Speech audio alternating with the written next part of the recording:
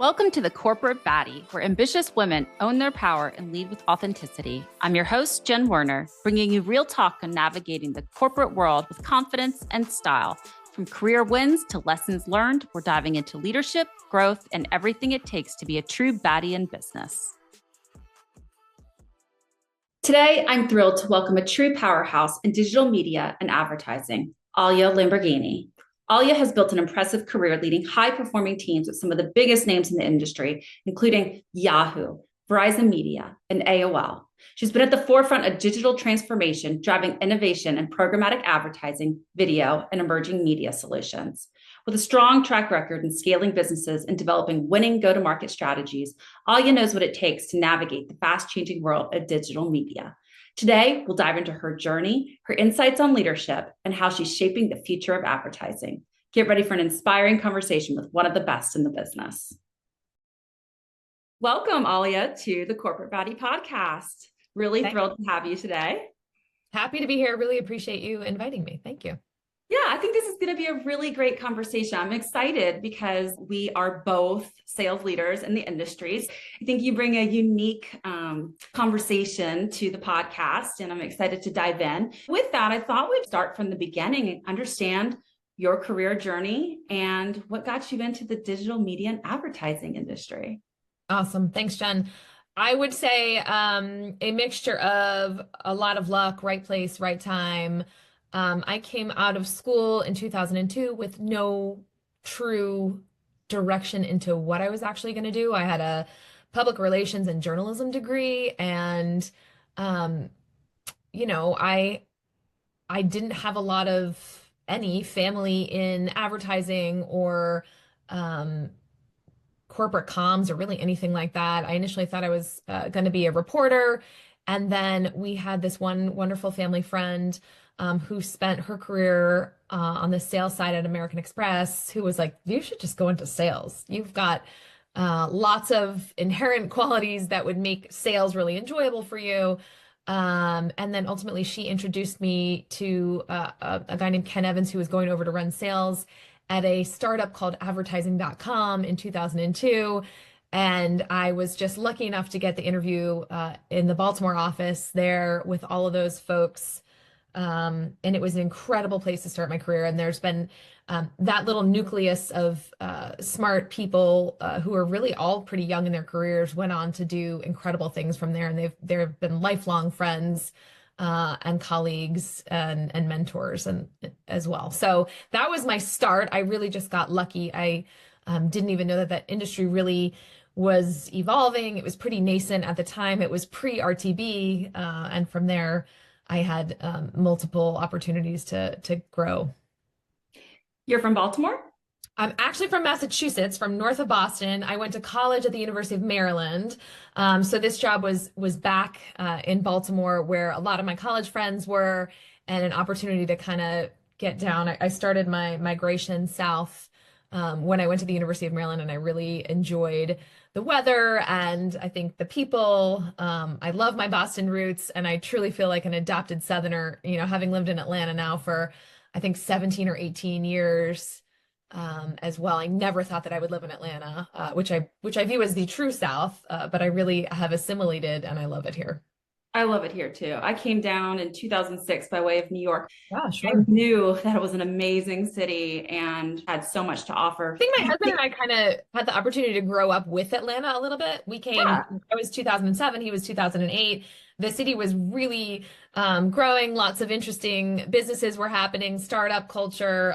The media culture was really, nascent back then. And it was an awesome opportunity to come be a part of the Atlanta market. We did leave and go back to New York in 2015 when we had 2 of our 3 kids.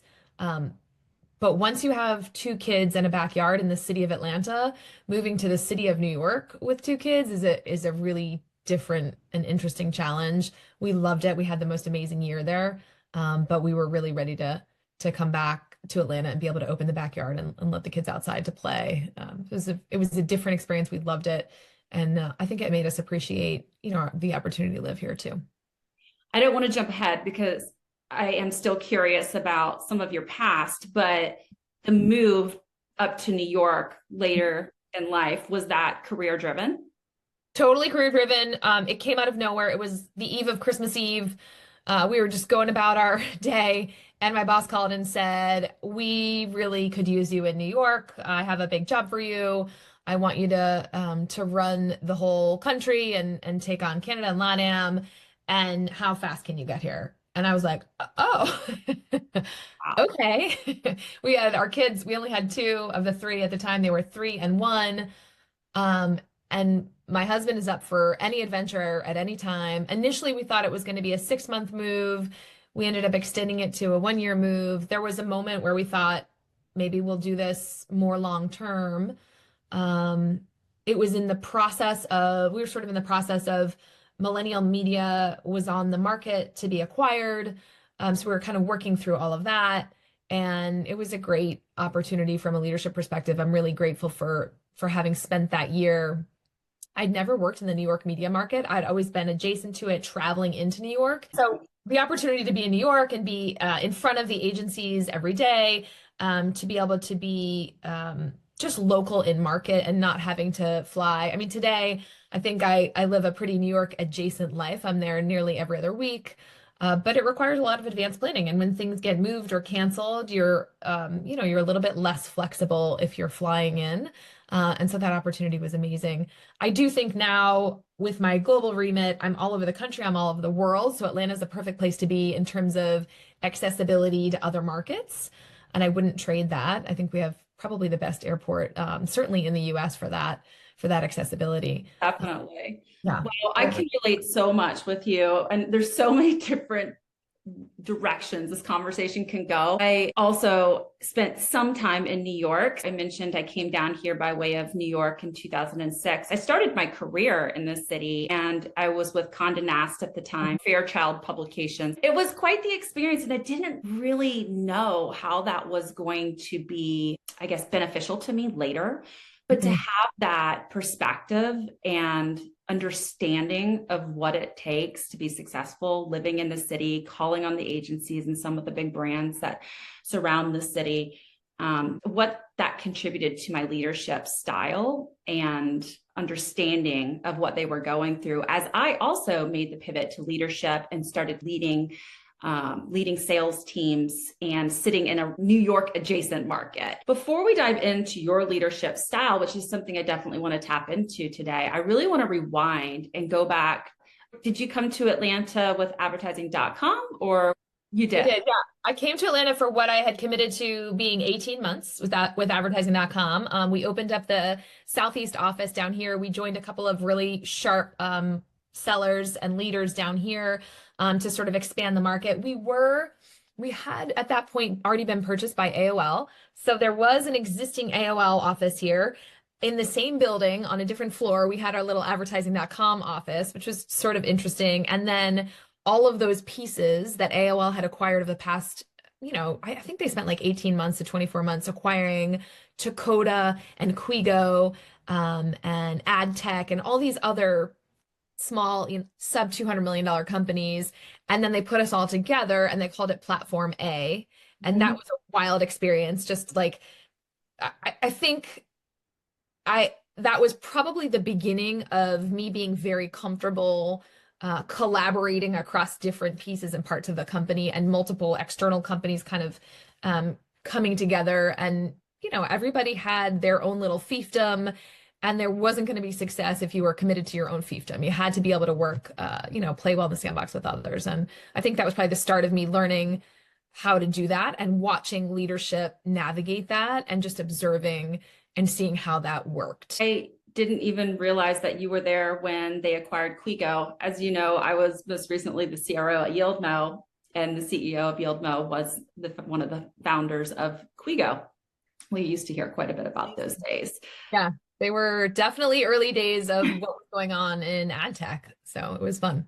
Absolutely. So let's talk about that. Your transition, to ad tech with some of the biggest brands in the industry, right? So you're now acquired by AOL. You stayed with AOL for the course of some time. I actually left in 2010 and went to go work for Millennial Media.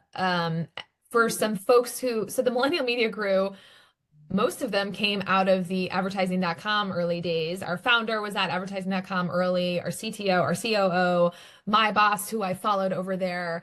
So there's lots of advertising.com lineage over at Millennial Media. And I think having had the opportunity to grow up a little bit at ad.com, it was like growing up 2.0 at Millennial Media. So I actually went there for 5 years, and then we also got bought by AOL later.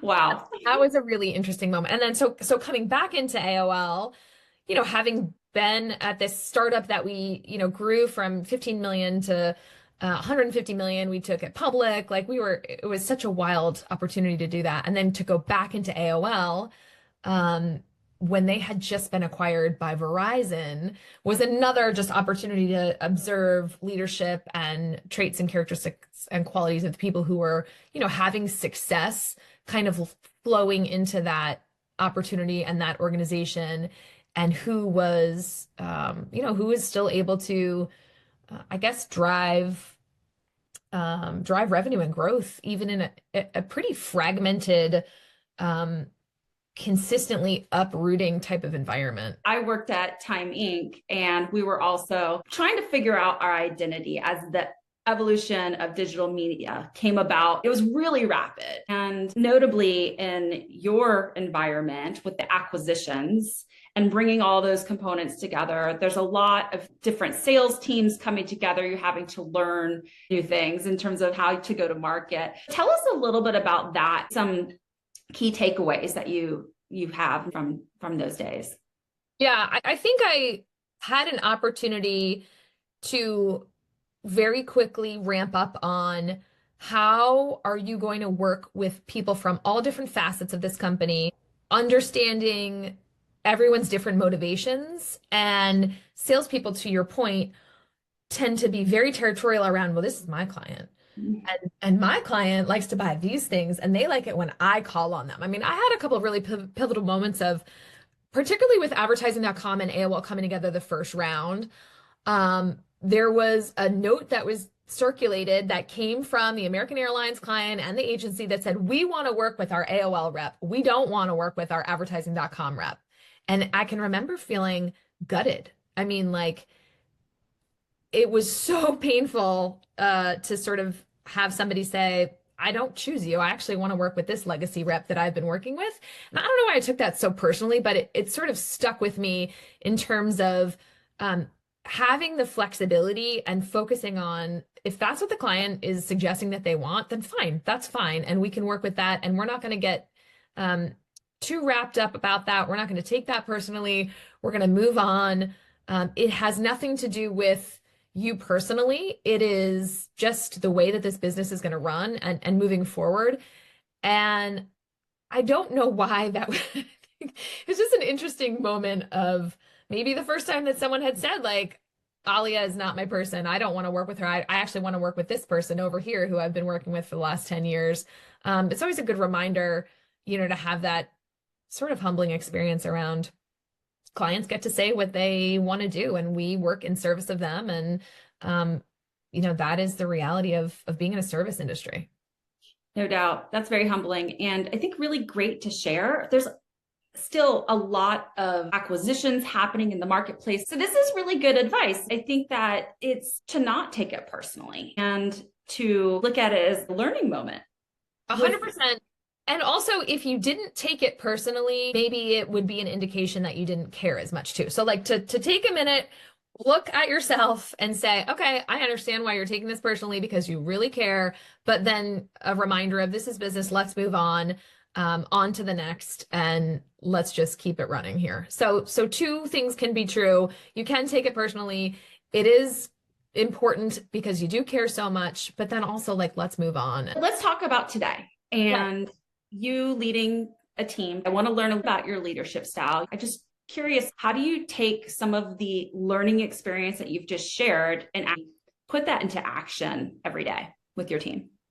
Yeah, it's a great question. I consider myself to be a utility player for my team. So I hope they understand, and I think they do, because I have a pretty varied agenda on a weekly basis in terms of what I get tapped into or what they need me to help them with, or which, internal I don't want to say battles because it's not, I don't battle, but it's sort of like which internal priorities we're focusing on, I guess, with various people around the organization across product and engineering and sales and strategy. Um, and I want them to see me as a tool that they can tap into for whatever they need. And I think that they do. Um, I try hard to be very available for, um, real-time feedback, joining meetings, connecting in terms of relationships and opportunities, sometimes with new business, sometimes with existing, and hopefully that translates. I think you have to be pretty authentic if you want to get tapped into those things. And I do. I very much want people to feel comfortable assigning me something that they need help with that I can lean into for them. It's sort of the most satisfying part of this work is being able to, you know, call on a contact or a relationship or help sort out um, something with the finance team or whatever it might be internally that we can help with. And that's my favorite way to be a part of this team and to lead from, inside the pack, I guess is how I would think of it. Sort out with the finance team. I wouldn't put that at the top of my list, but I definitely I think love that. my finance team. If they're listening, I love them so much. They're my Oh favorite. gosh. They are. I mean, and I think you can create the relationship that you want to create internally with all of these people. Like you're in charge of how they perceive you and how they determine the level of importance of the favor you're asking for. And that's a really important thing to me, because I'm in a position where I am constantly accountable to clients in some way or shape or form. And I need the people internally to have the same level of urgency that I have and that my team has in order that we can get back to clients exactly what they need, exactly when they need it. And so if I am a respectful, accountable, authentic person internally, then I can be a better service to my team and to my clients externally. I love mentoring, coaching, being in front of the client. But unfortunately, as you and I both know, as you continue to rise, you tend to get pulled into a lot of other internal, conversations. You mentioned product, finance, marketing, to name a few. How do you balance that pull that's happening with the things that truly matter, which when you're sitting in a senior sales role, revenue and generating revenue obviously is always number one. So how do you balance that internal cross collaboration with actually driving sales, knowing that your sales team is looking to you to help them solve complex problems, overcome obstacles, and potentially sit second seat on a very, high priority client call? Yeah. I think when I'm involved in a high priority client call or pitch, um, that is my favorite place to be versus being sort of internally focused and worried about operational stuff. So I am surrounded by a team of leaders that is incredibly competent and capable and lots of different strengths around me. And I really work hard to make sure that I'm honest with them about the things where I can add value. And I think they have a very clear understanding of where I'm adding value for them versus, places that it's going to be, um, it's going to be less obvious that I should spend time digging into some of these other pieces, right? Like I think hopefully that they understand very clearly what I can do for them in terms of client facing, internal work, some of the collaboration. They're not looking for me to create a spreadsheet that has a pivot table that manages their, monthly run rates, right? Like that no one would ever ask me to do that. And I have worked with sales leaders who are great at that work.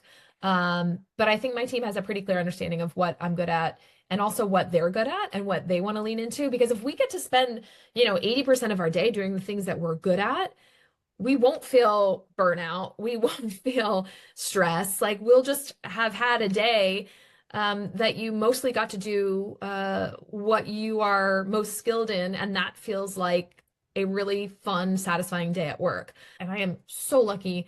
I have an awesome biz ops team. I have an awesome strategy team. I have an awesome product team and engineering. And they really supplement, the sales skills and the other pieces that we are good at on our side. It's important to have a good team around you.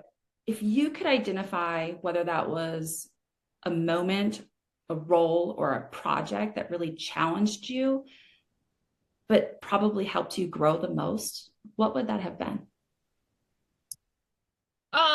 I think I look at my whatever 22, 23 years of working in these chunks of physically where I was and also how that aligns to what I was doing. And I think that time in New York where my kids were pretty young, we picked everybody up, we moved to New York, Millennial had gone public, and we were in the process of also, being acquired.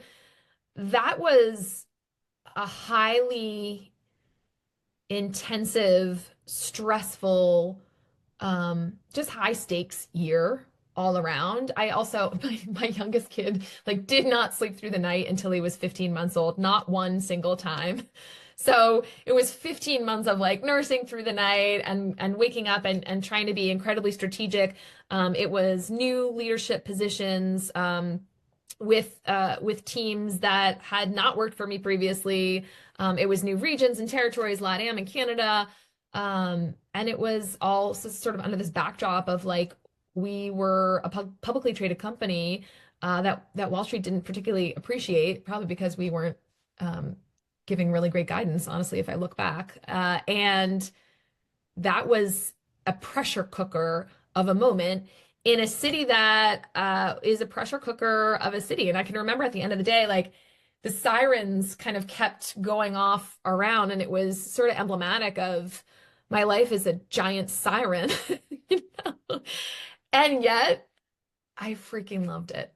It was a great opportunity. We got exposed to so much, going through that sale process, taking that company public, being exposed to being founder led, and then bringing in a new CEO and being exposed to being not founder led. It was just such an interesting 5 years, and then it kind of culminated in that 2015, and then ultimately getting bought by AOL and Verizon and shifting into that. So that was a pressure cooker year. I had the opportunity, thanks to the leadership at Millennial at the time, to step into that role and to do way more than I was qualified to do.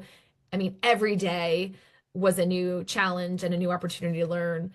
And I think that kind of set a new high bar for what you can do when you're asked to do it.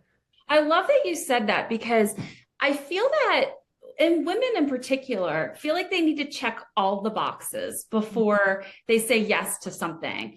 And, you had a really great opportunity. One, you said yes, so I look at that and I say, when opportunities present themselves, obviously we can't say yes to everything, but definitely give it true consideration. And two, you referenced that you didn't have all the skill set and you felt like you were punching above your weight, but yet you dove in. So what do you think, or why do you think that they chose you for that role at that time? There was nobody else to do it. I don't know. There's like a lot of moments of like, you got chosen because you were perfect for this. And then there's moments because you got chosen because we need to move and you're right here and you can do it for us. And so I've had both of those moments in my career. And sometimes it's just the right place at the right time. Somebody's willing to take a bet on you. Yeah. And that's happened to me like 1,000 times. I mean, so many people, there are so many people who have been willing to take a bet on me. And I wake up every morning and I think, Jesus, I hope I'm not letting them down. We're taking bets all the time. And you brought up, you said yes. I always say yes. I say yes every time. I freak out and hem and haw and call everyone on my personal board of directors and every member of my family. And my poor husband deals with my back and forth and back and forth and back and forth. And then I say yes. And then, after 6 months of pure fear and terror go by while you're trying to figure it out, then you look around and you're like, oh, I am doing it. I'm doing a fine job. I'm doing a great job. This is fine. Why was I so terrified of this moment or this step up, every time.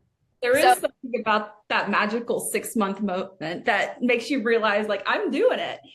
right. And I always tell my family, my board of directors, that I may not be around for the first 6 months. I'm going to be extremely busy, but when my head comes above water, it's just going to be smooth sailing from there forward. And recognizing that too, like having a moment to say, my head is not above water. I need to enlist a little bit more help. I need everybody to lean in. I just recently, I mean, we're hustling right now. We've got so much momentum on the Yahoo DSP. It's been a very fun time to be part of this company and this market and what we're doing. And I picked up one of my kid, my oldest, I guess. I was like 18 minutes late to pick him up the other day for lacrosse practice. He's literally counting every minute. And of course, don't worry, like he has a watch. He knows where I am. You know what I mean? Like we're connected. But he was kind of miffed about being picked up late, and he just kind of got in the car a little bit cranky, and he said, "Hey, pal, I need you to know something's really important. I'm doing my best." Um, and sometimes your best is like it's not quite enough for them. Um, but to your point, like you'll get back to your actual best shortly. This is a short moment and like a short window of your best is you're missing a little bit even with your best. Um, and I think as long as you keep coming back to your family first, ultimately, they know that it's short-lived. They know that, yeah, I have a call with Australia tonight. Like, I need you to make dinner. Fortunately, my husband is an incredible partner and he leans right in when it needs to be that way and certainly carries 50+% of the load. That's important. I love that you say that. And thank you for sharing that, because I remember hearing once that children measure relationships in time spent. And I've always had like a little bit of guilt throughout the course of my 20 career, because we are on a plane quite often. I am sitting in another market. I'm not necessarily getting to attend every sporting event. I do my best, and I think I've actually showed up at quite a bit and feel proud about that, because that's drawing lines in the sand. As my career has grown and my confidence has grown, I've recognized what's more important to me. And I think that's healthy. I don't know that I was conditioned to realize that. You get in a job and you're supposed to be loyal to said corporation for the course of your journey and retire and, go forth. And that's, how I was brought up. That's all my father knew. He was the breadwinner in the family. My mother didn't work. She raised 4 kids, and that's work in itself. But now, having a dual income family, a husband that also has a career ambitions, but they need to be balanced with mine and the family workload and cooking dinner and getting it on the table at night. You truly do need that partner, that all-in partner that is giving 50% or more, depending on what day of week or time it is. Yeah, I mean, shout out to my husband, who is the most incredible support system, who does so many things for all of us that I can just kind of take off of my brain and he handles. And it's always been that way. It's to your point about dual career. I think that for our generation, that's probably an emergent thing that maybe wasn't happening as much prior to us. I had the benefit of working working parents and growing up in a multi-working parent household always. So there was always like shifting in and out and who's responsible.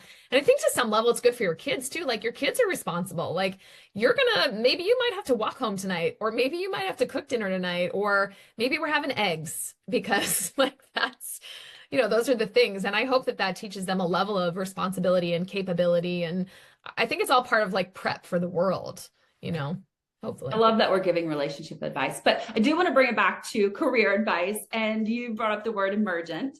Let's talk about emergent trends. You and I have been in this industry quite some time, me just a little bit longer than you, seeing things shift from more traditional media, print, TV, out of home, into digital media, and then later ad tech. I am curious to what your thoughts are relative to today in the business and where we're going tomorrow. I think the business is moving faster than it's ever moved before in the entirety of our careers or the world, really, right? Like this intensity and capability of compute power and just Moore's law and AI and the rest of it. It's hard to keep up. At the same time, if we are going to keep up, we have to make sure that we are sort of shedding the appropriate responsibilities and capabilities, I guess, to AI, right? And making sure that we're using it as a tool, we're fully embracing what's out there, and we're still strategically thinking with our own brains, but then using all the AI tools at our disposal to make sure that we can be more efficient and we're not just running into doing more work because we can, but more doing selective, thought-provoking, brain-using work because we have, LLM and agentic AI and all the rest to help us with the rote things that we don't need to be using our own brains on. So I think we're in a transition period for that and we're figuring it out. I feel like my team does a great job exploring all the opportunities and available tech solutions that are out there. And we're always trying to make sure that we're using it to our best ability. At the same time, I can tell when people are writing emails with AI, it's like, you'll need to make sure that, that your authenticity and your humanity is coming through in the way that you communicate with people. Let's talk about your business at Yahoo. You mentioned you guys are having a really exciting time right now, lots of momentum. And Yeah. I would love to understand how you all use AI and machine learning in your everyday. Sure. Yeah. So at the Yahoo DSP, I mean, it's important to note, even from the days, again, 25 years ago at advertising.com, LLM has been something and machine learning. I mean, that's been something that we've been leaned into and utilizing to drive results for advertisers for the entire time we've been in existence as a company. Rolling into today when we have, we've just recently rolled out an AI chatbot within the DSP that allows users to get like quick answers to questions on the side panel. It brings you back to the exact, instructions that you need in terms of how to set up campaigns or add specific audiences. That has been something that's very helpful for our advertisers, just in terms of like moving quickly. For the folks who are hands-on keyboard in the UI, I think they're very appreciative of how the UI has very much kept up with available AI capability, and obviously it's reflected in the performance too. So we have our AI suite is the Blueprint Performance Suite, and that's driving exponential ROI improvement. And it's been really fun to start using that on behalf of our advertisers and the results that they're getting. And that also requires, less hands-on work on behalf of the, campaign management team internally too, because the model is just processing so much data so much more quickly that the end results are really driving back into performance for advertisers. So it's been fun. Well, now a question that I Okay. ask all of our guests here. What was your ultimate corporate baddie moment? And this could be a moment when you owned the room or took a stand or just made a move that changed everything. I thought about this because I think it's a shifting scale of ultimate corporate baddie moments. And there are lots of things that I can think about externally that I thought we nailed that pitch. We came so prepared. We were able to change the mindset or accomplish what we needed or really explain the value of the Yahoo DSP to this particular client, and it resulted in a win for everyone. And that was a thrilling feeling. There are actually a lot of those.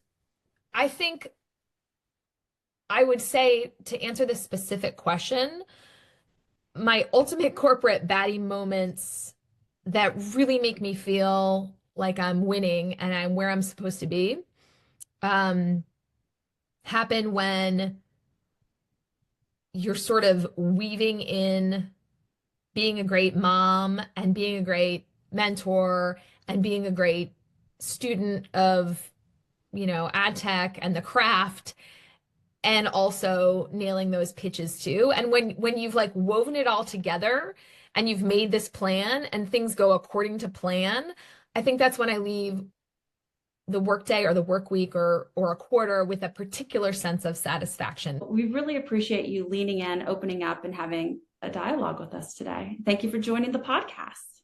It was really fun to be here together with you, Jen. Thanks so much for having me.